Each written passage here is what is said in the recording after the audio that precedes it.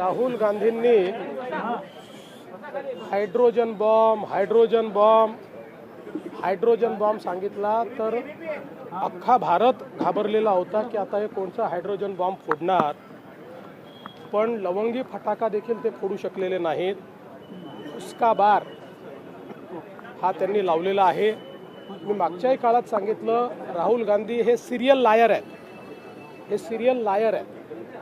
रोज खोटं बोलायचं आणि गोबेल्सचं तत्व हे त्या ठिकाणी मांडायचं हा प्रयत्न त्यांचा असतो।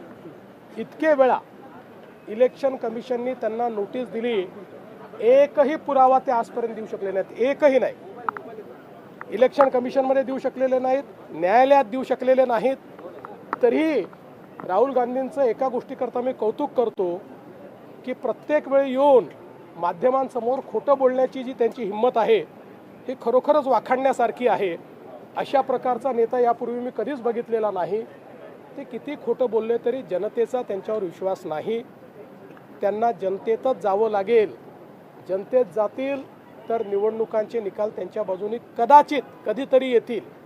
पण अशाच प्रकारे खोटं बोलत राहिले आणि आपल्या मनाचं कार्यकर्त्यांचं समाधान करत राहिले तर कधीच या ठिकाणी त्यांच्या बाजूने निकाल येऊ शकत नाही।